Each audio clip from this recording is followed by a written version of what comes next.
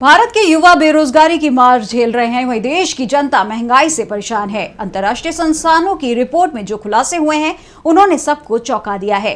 भारत में नियमित वेतन पाने वालों की भी मासिक कमाई घट रही है, वहीं श्रमिकों को उनके कौशल के आधार पर न्यूनतम मेहनताना नहीं मिल रहा है। तो क्या और बड़े खुलासे सामने आए हैं इस रिपोर्ट में, जानने के लिए देखिए ये रिपोर्ट। अंतर्राष्ट्रीय संगठन इंटरनेशनल लेबर ऑर्गेनाइजेशन और मानव विकास संस्थान ने हाल ही में भारत में रोजगार को लेकर एक रिपोर्ट जारी की है।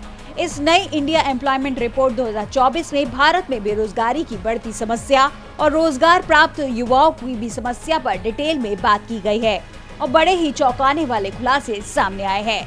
इस रिपोर्ट के अनुसार पिछले एक दशक में भारत में नियमित वेतन पाने वालों और स्वरोजगार में लगे लोगों की वास्तविक कमाई में गिरावट आई है।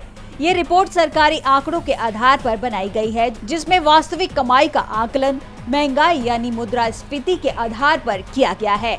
इस रिपोर्ट के तहत 12 वर्षों में नियमित कर्मचारियों की आय 12,100 से घटकर 10,925 रुपए हो गई है, जबकि अनौपचारिक श्रमिकों के मामले में स्थिति विपरीत है, उनकी आय में बढ़ोतरी हुई है।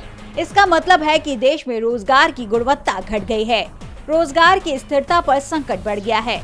रिपोर्ट कहती है कि भारत में श्रमिकों को उनके कौशल के आधार पर न्यूनतम मेहनताना नहीं मिल रहा है, श्रमिकों के वेतन का भुगतान नहीं किया जा रहा है। राष्ट्रीय स्तर पर विशेष रूप से कृषि क्षेत्र में 40.8% नियमित श्रमिकों और 51.9% आकस्मिक श्रमिकों को उतना पारिश्रमिक नहीं मिल रहा जितना उस क्षेत्र में किसी अकुशल श्रमिक के लिए प्रतिदिन के लिहाज से कम तय किया गया है। कार्यबल का एक बड़ा हिस्सा जो स्वरोजगार में लगा हुआ है, उनकी कमाई भी कम हुई है।